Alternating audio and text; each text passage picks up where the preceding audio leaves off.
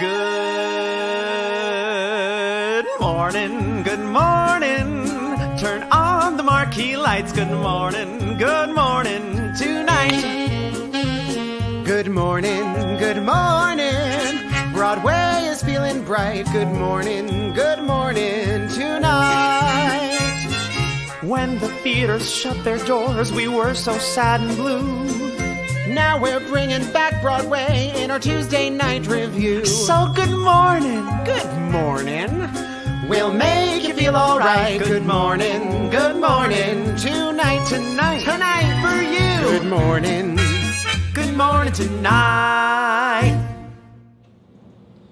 What a take. And now, live from New York City, it's Good Morning Tonight. It's coming. It's a cycle. It is a cycle. It's like a cycle of sorts. Ah. Hello, I'm Michael Hull. And I'm Jackie Cox. And welcome to Good Morning Tonight. It is 7 p.m., which means that if all were right in the world, now is the time that we theater people would be springing from our beds, warming up the gift, and getting ready to head down to the theater district for another night of the magic that is live theater. But that's not happening these days, at least not yet. Ooh. Broadway is still dark, and a lot of people, especially us, are missing the magic and the razzle and dazzle of live theater. So that's why we're here to say good morning and welcome to this morning show just for us nighttime people. Exactly, and what a show it's going to be. Jackie, like you mentioned, Broadway is still dark. Broadway is still dark, but there have been some very promising developments since we last had a show. There have been some big developments here. There sure have. New York has started producing pop-up performances. They had one last week inside the St. James Theater, which is a Broadway house. I think it was 36 minutes of real Broadway return. And you guys, Diana is officially the first Broadway musical to announce its return date to Broadway. Very exciting. It's all very exciting. And I know we've been waiting for this news since we started this show 245 days ago. Oh my God, we were so young when we started the show. I'm still very young. Well, with the city safely reopening and a date in the books for Broadway to return, we also have some big news tonight, which is that tonight will be the season finale of Good Morning Tonight. Over the past 9 months, we've been here for 29 shows with over 100 guests. And we hope you guys have had as much fun as we have. We're so grateful for everyone that's tuned in along the way. And we're thrilled that Broadway is officially gearing up for its return. And I know, Jackie, you and I will be in the front row, screaming and cheering with our mask on for every arts worker that makes live theater happen. And speaking of people that make theater happen, we've got a few of them with us here tonight. We sure do. In just a few minutes, we'll be joined by Eric. You know what? Eric and Brett. Eric and Brett. Yep. Eric gave me the correct pronunciation of his last name. And also moments before we went live.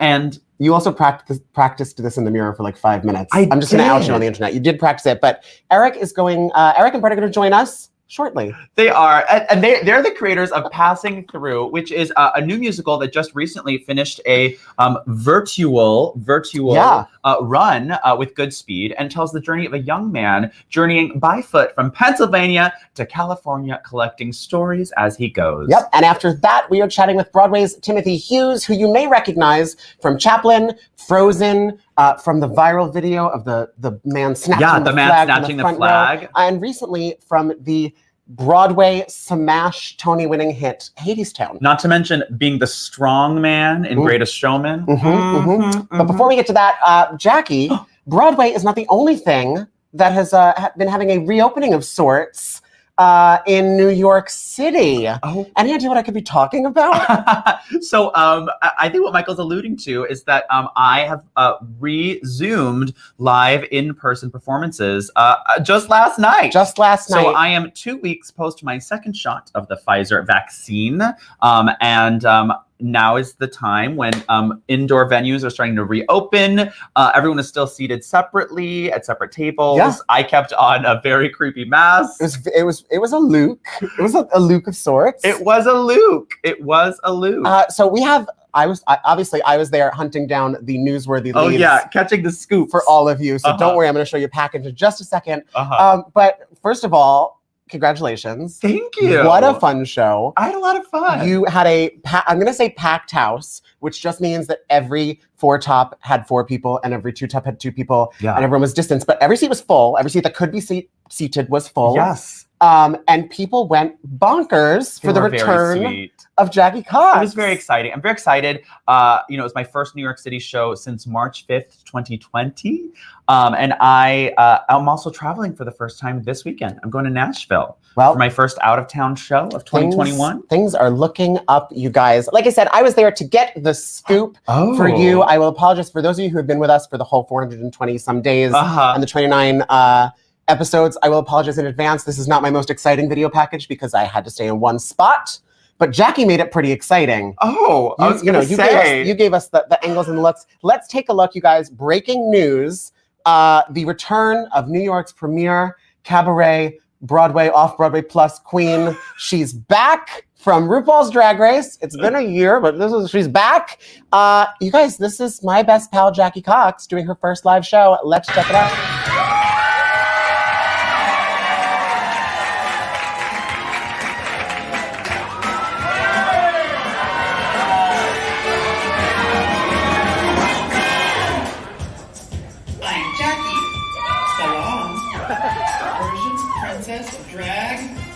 Here. I'm Jackie Cox, and you're just from give me all the style, take it to the phone. I'm not just a virgin, British and sex dog. Are you feminine and absolutely fierce? So solid, messy voice, that's how I say cheers. Hey! Right to the runway. This beat is so rich, you better say something. I'll give you a diamond ring, my friend, if it makes you feel alright. I'll give you anything, my friend, if it makes you feel alright. But I don't care too much for money, but money can't buy me love.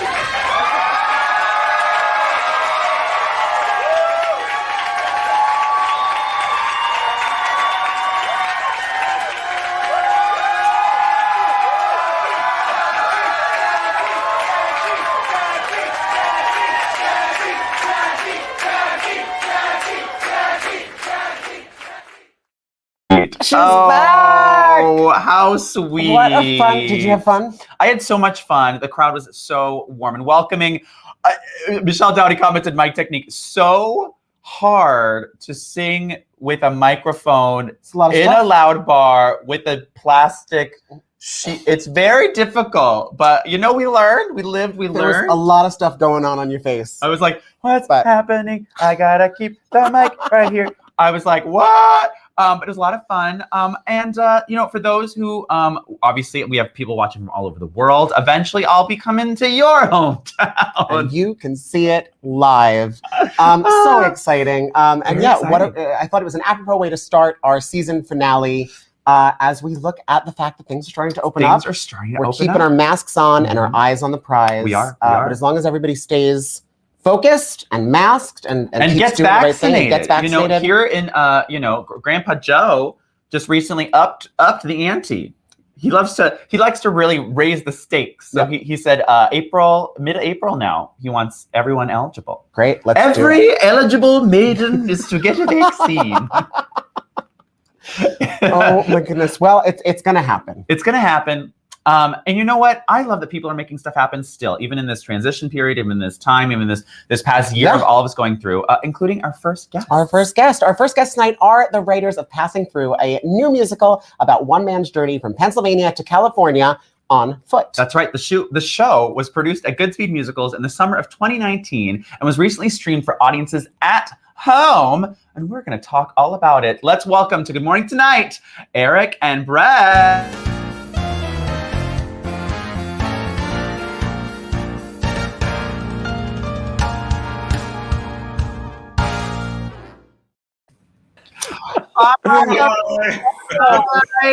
Oh my goodness. Please introduce yourself. Wait, Eric, I feel like a total. Okay, say it for me one more time. Literally 39 years as a Latino, and I totally, it is hard. It's the 2L Spanish Y thing, so it's Ulloa. Ulloa. Eric Ulloa and Brett Ryback. Brett, your last name is I've known for a long time because we went to college together. So Brett and I went to UCLA together. Oh, that's amazing. Yeah, we did. I was but a young girl of 18. I was. I believe it. I mean, famously, that's how old you were in college. A young Cox. I wasn't Jackie yet, but she was always deep inside. Brett went to the music school at UCLA and so was already working on amazing musicals. I was in a reading of one of Brett's musicals. That's very fancy. I did not make it to the cast. They cast real Broadway stars at the time, but you know what? You know what? I'm very available, Brett and Eric. So speaking of, you guys have been very prolific during this pandemic. How did this happen? So you guys made this musical, which by the way is so lovely. It's such a charming tale, really, of America. We see people from all different walks of life on this man's journey as he discovers more about himself. But how did it happen where you were able to get such a beautiful video made? Was this just originally an archival video? What was the original plan with this? Yeah, it was. So Goodspeed, they're very good about their archivals. I joke and said they make them live from Lincoln Center style. Yeah. They have a 3-camera system that there's a whole process that they do there that I don't quite know what it is, but it works beautifully. And this one just happened to really come out really well. And when they noticed the quality of the archival and they were trying to find a way to bring their audiences kind of back and say, hey, we're going to reopen soon. Welcome back to Goodspeed. Welcome back to what we do. To them, the story, which had we known we'd write a musical about finding connection, all this stuff before the pandemic, seemed to really hit home. And so Goodspeed was like, look, this archival's in great shape and we want to start our streaming service with a run of the show. And, it was a pretty easy yes. Well, okay. And then it was so great because Brett, go ahead. I was just going to say, because Goodspeed is known for doing classic musicals, of course, but this was a way to sort of celebrate and refocus on the fact that they also do a lot of new musicals, or they have in the past, sent many new musicals to Broadway. And so it was really an honor to be the first to sort of launch their streaming service with this very, very brand new musical. Yeah, that's awesome. What I think is also cool too is, I think as we come to the end of this pandemic, hopefully soon, I think we've now unlocked this ability to translate, try to translate theater in more ways. So I'm excited to see kind of the future of streaming, the future of sharing Broadway to larger audiences. Not everyone can travel to a theater, and everyone can come to Broadway, and everyone can go to Goodspeed to actually see a musical, so actually be able to share your guys' work. And is this your first collaboration, or have you collaborated on other musicals before? Our first. This is the first, and but what are your going well? But not the last. So far so good. So far So good speed. And so what are so not so far so Not so good. far so good. No. Look, She does one live show and she's back. Oh my gosh. So hilarious. And now this is based, you had source material on this. This is based on a memoir that you kind of adapted. What was the adaptation process like for that? How did you know that this was begging to be a musical, or how did that come about? Oh, Brett, take it away. Well, yeah, Eric was the first person to encounter the story, which was initially the young man who did the journey made a podcast of his story, because he actually did capture live interview of people, tape of the people that he met along the way. And so he strung together a podcast to kind of start the narrative. And that was what Eric first heard. And as he was, as Eric will tell the story, he was in a bit of an emotionally fraught moment in his life, and he heard this podcast and had to pull over on the side of the road because he was so filled with emotion at one point, and was like, I have to do something with this story. I think it's a musical. We met about a year and a half after that, and he shared it with me, and I also agreed. I thought, okay, I can see that there's music here. And we reached out eventually to the guy who did the story, and he was writing a memoir of his travel at the time, but encouraged us to keep working. And then eventually he had that memoir come out, and we were able to use that as additional material to adapt for the musical.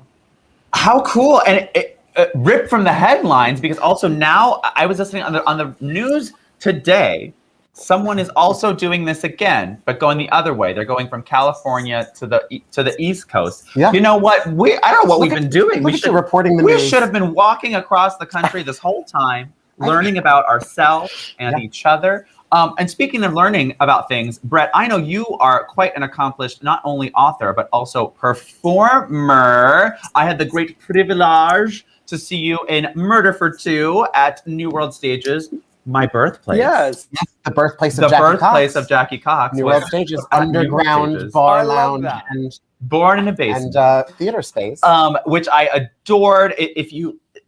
I feel like this is a show that is going to live forever, but Brett did a million things in this show, but mostly was the detective, but also had to be the straight man, but then also it was a lot of amazing work. And you've done so many musicals, including with our also former classmate Ryan Scott Oliver. Have written musicals. We've heard of him. We've heard of her. And For I think it's such a great example to the kids watching at home, some of whom maybe have aspirations of their own. Is keep doing it all. You don't have to ever pigeonhole yourself into I am just this or I'm just that. Just literally throw yourself out there and do more. Eric, including you, On Your Feet on Broadway, which is that is a whole other show, honey.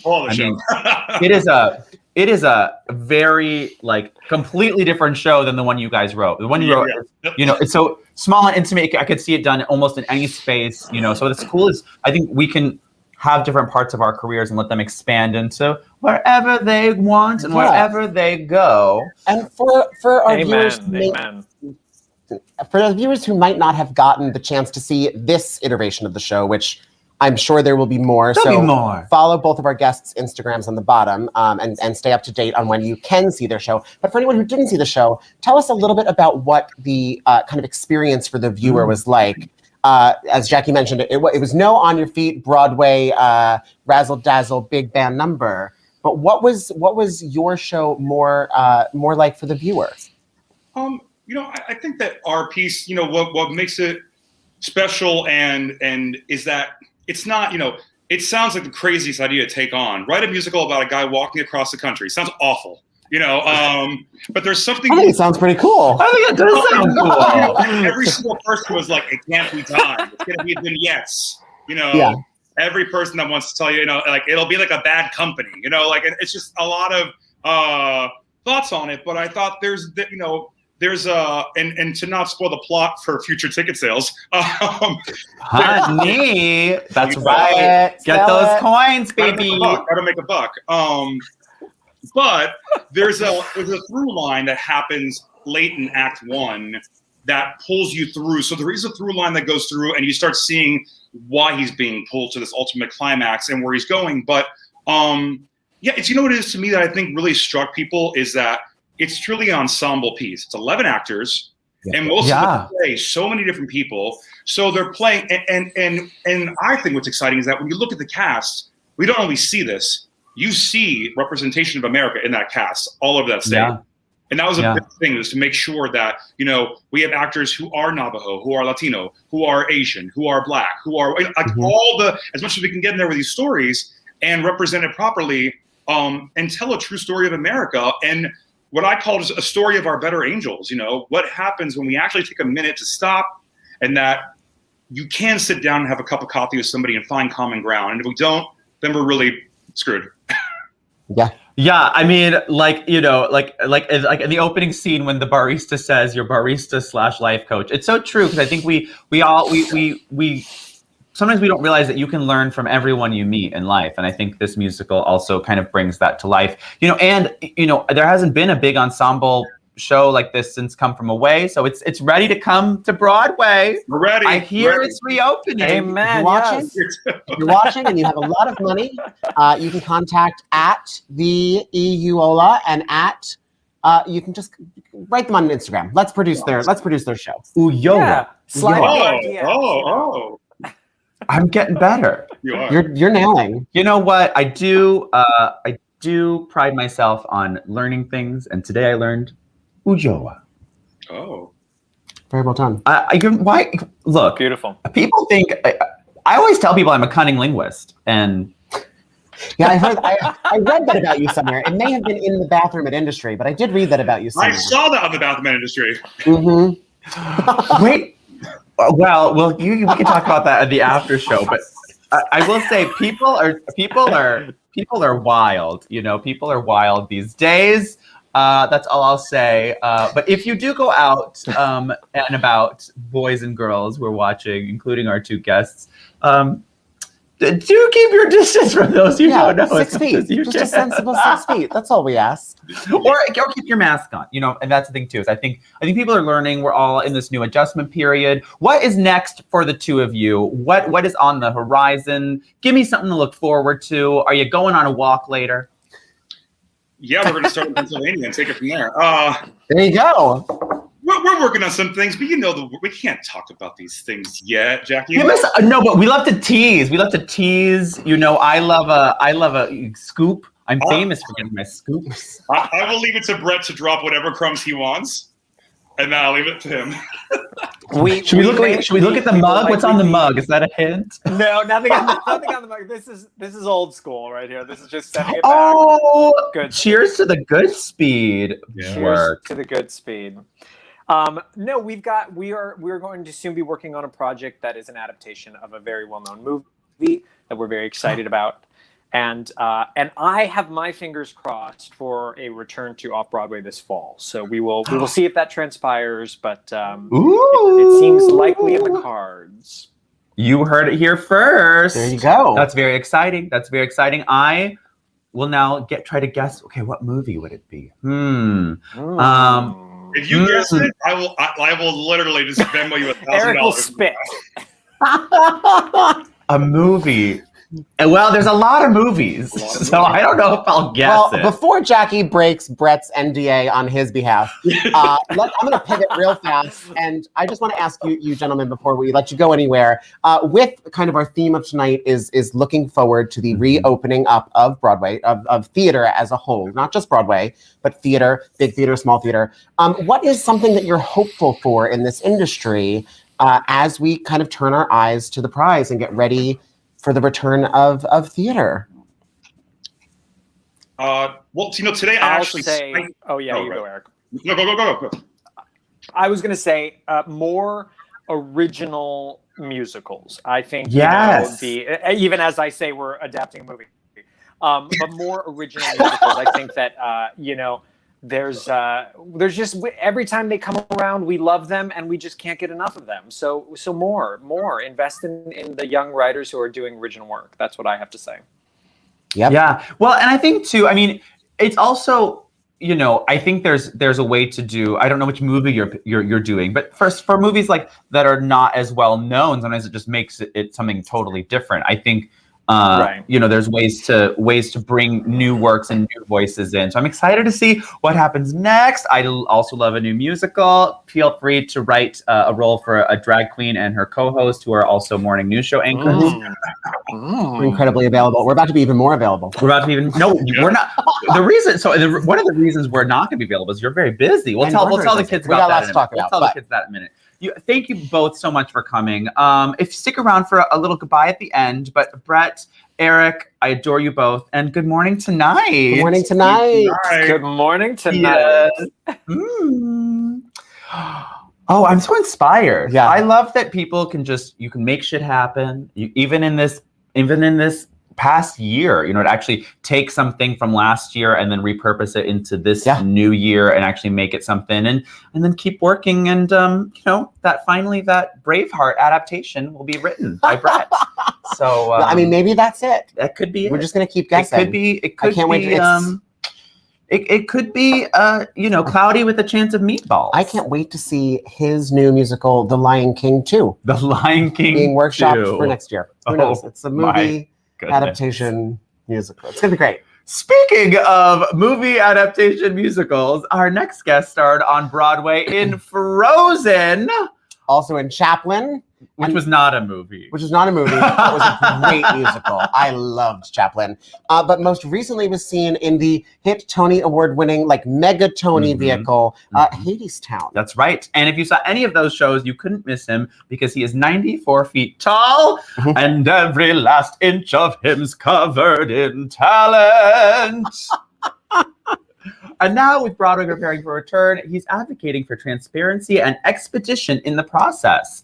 Here to talk about Broadway's reopening, let's welcome, with a special report, Timothy Hughes.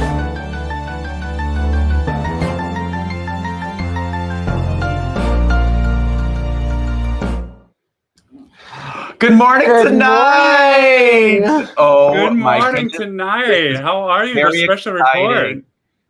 I'm ready for the special report. It's a shame we have no fun on this show. We have a lot of fun on this show.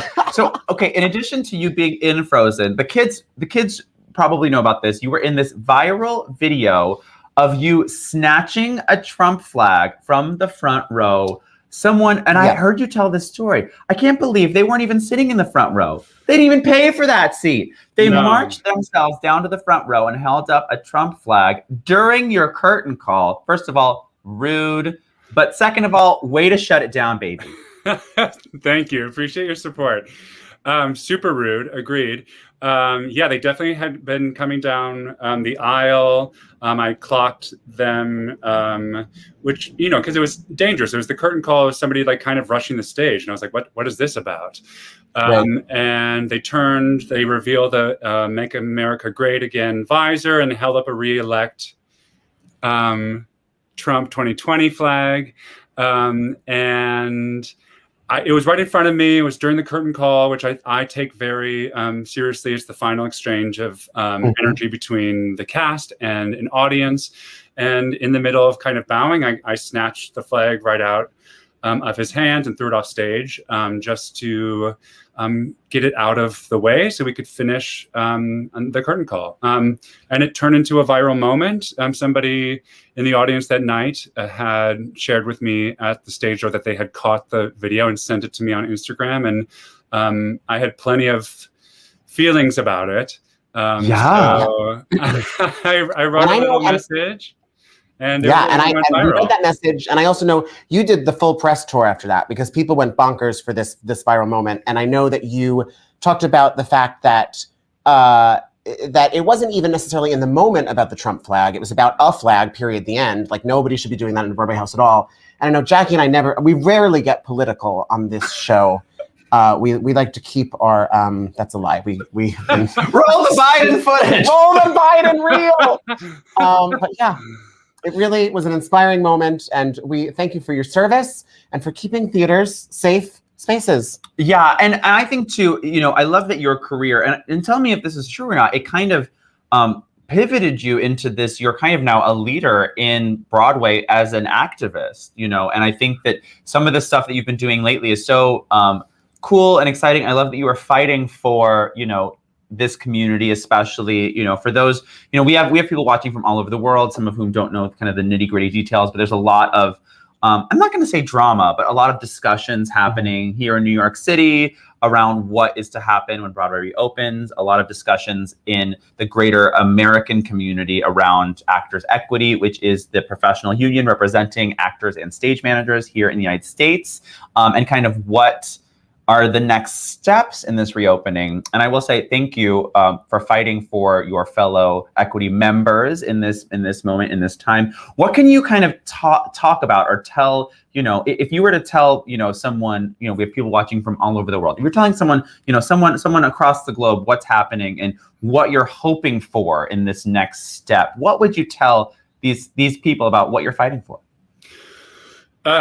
It's a great question. I would say, like, the general summarizing of it is this has, been a difficult year for our entire world. The pandemic has been really difficult for a lot of industries, but worse than most is the theatrical industry, is live theater.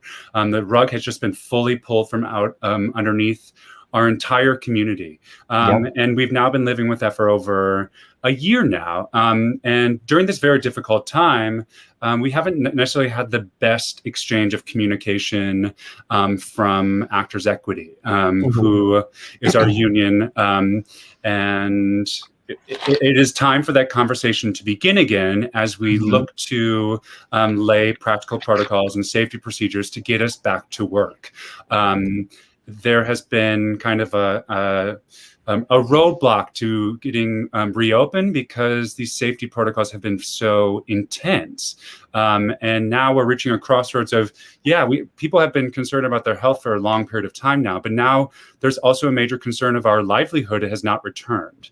And people have to make money and make a living and support themselves and support their families. So the conversation needs to happen. I'm trying to take some initiative to open that conversation. Hopefully it will lead to some productive results at our upcoming town hall, and eventually lead us to reopening Broadway, hopefully in the fall, according to Mayor de Blasio. If there's a roadmap there, that'd be amazing. I hope that we'll be ready for it.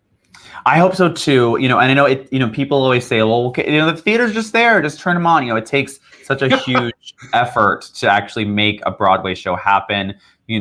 In a non-pandemic, and I think knowing that it's going to be new and different during a pandemic to actually make all of it happen is something that I think we will, as we get closer.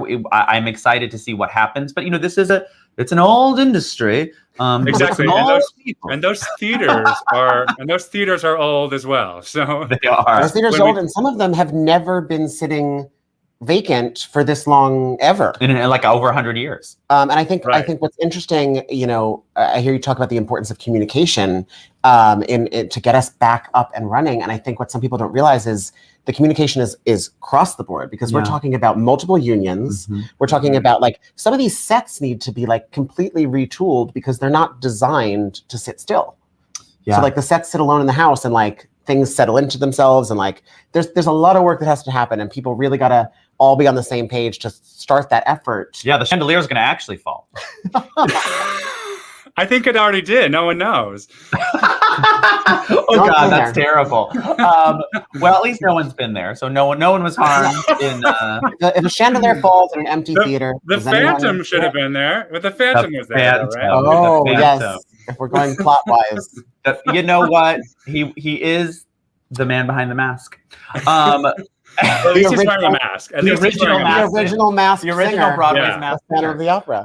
He never got COVID. He never got COVID. I mentioned this in our intro, but you also had the amazing starring role as the strong man in Greatest Showman, which, first of all, how sexy. Second of all, what was it like filming that compared to doing a Broadway show? You guys are such an amazing, huge ensemble dancing, really amazing, cool work. I mean, This Is Me, which, you and, the entire, company we're in is still such an anthem, for theater people, outcasts, queer people. What was it like to feel like part of that moment, that movement? I mean, I still see people use those songs in their TikToks. I still see people like love it.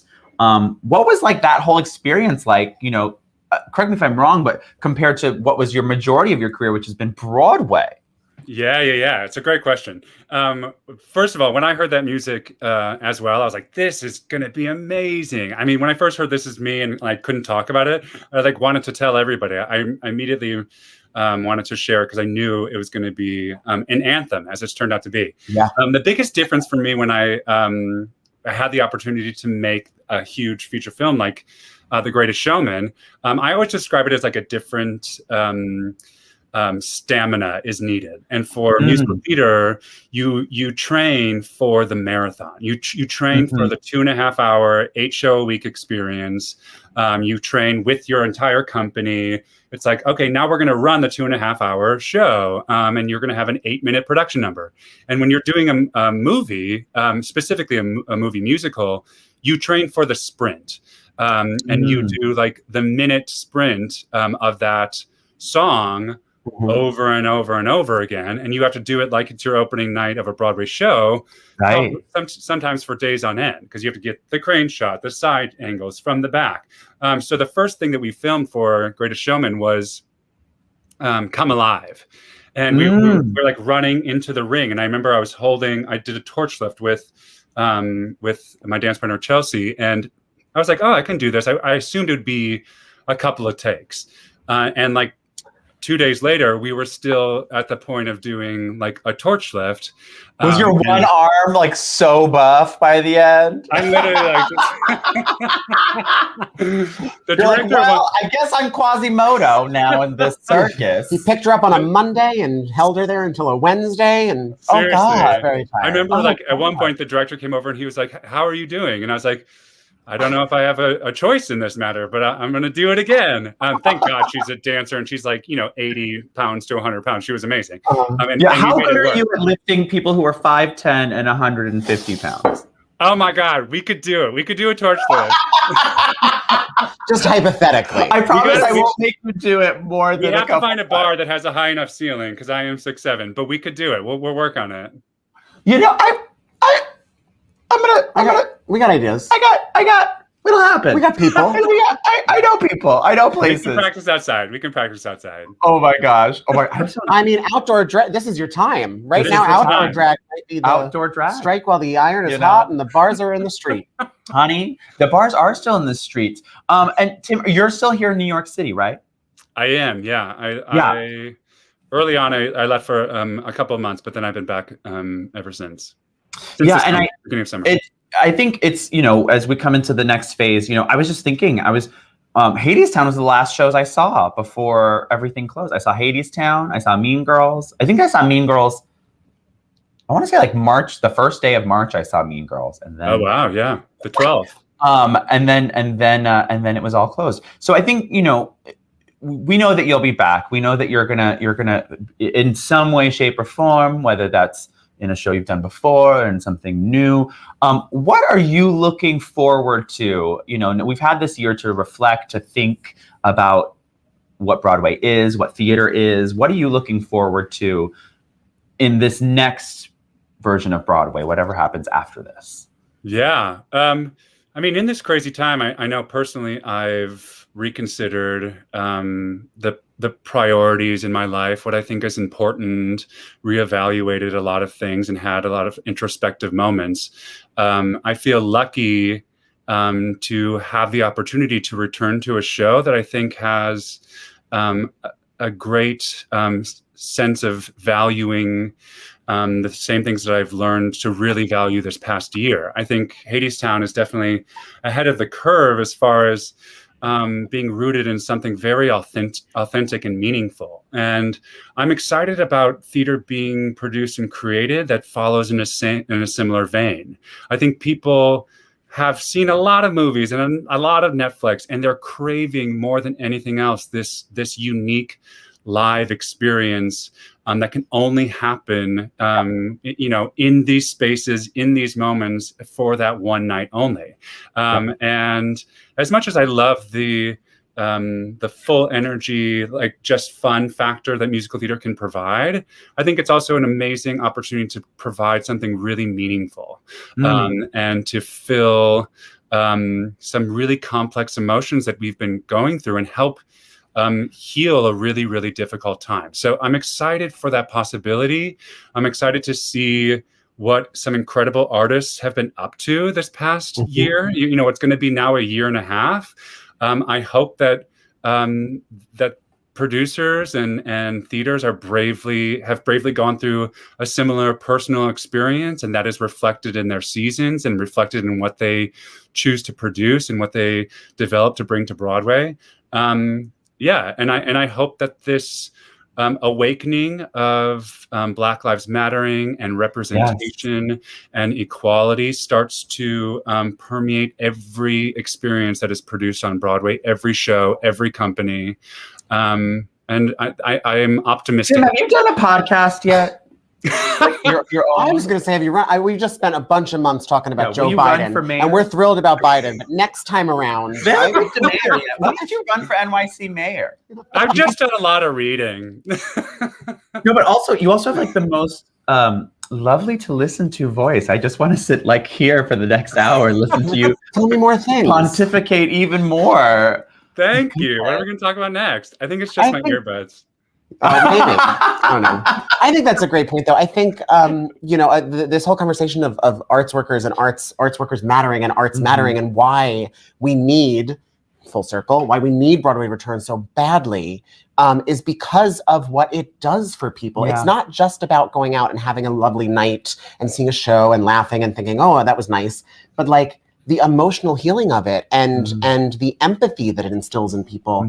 And one of our guests recently, Holly Ann Devlin, also mentioned just like, think about the kids who would be getting so much out of the arts, especially maybe, LGBTQ plus kids or other othered kids who find solace and find home in the arts. And the fact that that's been dark for a year is like, people are missing a huge outlet for healing and empathy and growth too. And I think we all have learned a lot this year, and I'm excited to see as we've taken these personal emotional journeys and now to come back together to see what happens. And speaking of coming back together, let's bring our other guests back. Eric, Brett, come on back and join us. Thank you so much for being here for our season finale of Good Morning Tonight. What a time. What three gorgeous, handsome people to look at. And then, this is where I get my kick. And then B, thank you all for sharing kind of your hopes and dreams. Leave us with one word. Oh, here she goes. One word of how you want to feel in a year from now. What's that one word? What's that one thing that you're going to put it in your mind's eye of how it's going to be in a year? What's that one word? Renewed. A hard one. Renewed. I'm going to say renewed. That's a good one. That's a good renewed. One. Excellent. Who else has? I'm going to say growth. Growth. Yes. Oh, that's great. These are also great. Brett, you're also a writer here. Come on, give me something good. I'll just steal all these. I'm going to say employed. Employed. Hey. She's a practical auteur. She's a businesswoman. She's a honey. In this economy. Thank you all so much for joining us. I mean, it's truly been so amazing to actually get to know this community even more over the past year. When Broadway closed, Michael and I have, longtime Broadway fans, 5-time Tony Award viewers. And we wanted to do something, with our platforms to be able to kind of elevate this community that is so intertwined with New York City and our neighborhood. We're both Hell's Kitchen residents. I was born in an off-Broadway theater. So, I just love that we can all still do what we can to keep it alive. Thank you, all three of you, for doing that work, for actually doing what you can to keep this alive and for fighting for this community. So, because it means a lot. It means a lot. And thank you for having me and for supporting this community and these stories. And using your platforms to do this. Yes, I mean, thank you so much. Not everyone's doing that. Well, you know what? Well, Michael and I call ourselves, we're part of the Broadway Plus community. We may have invented that term, but it's the Broadway Plus community. I like it. You know what? Hey, and I like that too. Jim, we're going to get Drag Queens and Equity next, so I'm going to finally get some health insurance. There you go. Right? There you go. Well, gentlemen, may the next time that we see you get to be in person. And maybe even we might be seeing some of you on a stage soon. Ooh. So I'm going to keep my mask on and my fingers crossed. Yeah. Thank you for joining us tonight. And good morning tonight. Good morning tonight, my darlings. Thank you. Mwah. What a show, Jackie Cox. Oh, what a show. What a season. 245 days of our lives. That's true. In this incredibly real television studio. This is an incredibly real television studio, but don't worry because we're not going away. No. There are just a few things we've been working on behind the scenes. As you guys know, I've been mentioning it all episode, but Michael Hull, in addition with Dylan Bustamante, are producing Broadway's Masked Singer. We're going to play a little teaser for you guys. If you don't know what it is, you will very soon. Yeah, here's a first look at Broadway's Masked Singer.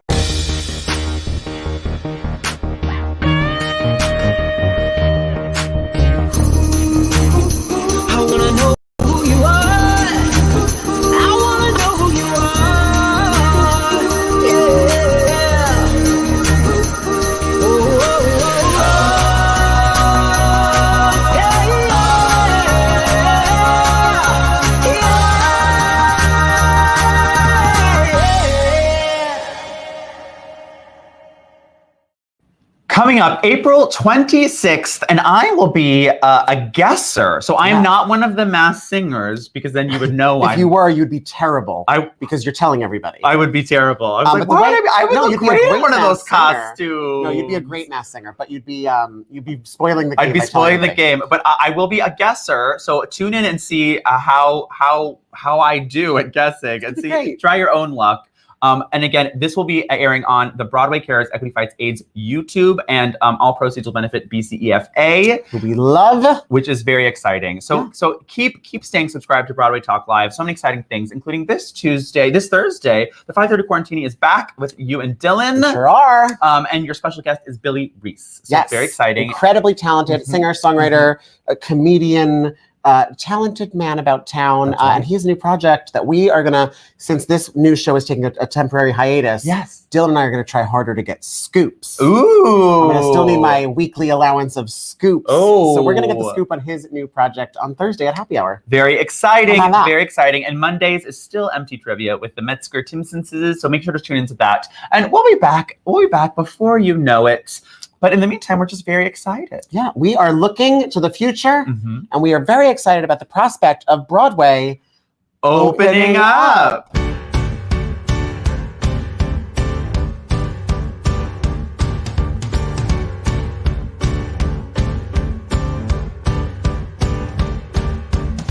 The day starts like the rest we've seen, another carbon copy of an old routine. Days keep coming, one out, one in, they keep coming. I don't know what I wish I had, but there's no time now for thinking things like that. We've got too much to do, all these same things. We're finally opening up, letting the day in. Over a cup, we'll say hello. How you been? Looking around, seeing the same things every day brings. Hello, how you been? Thank you, come again. Some things never change. I wouldn't call this place a happy end, but I've been around the block and just came back again. This big town like ours ain't much, but sometimes home is where your ass ends up. Ordered up is how the day will find me. Everything in its place.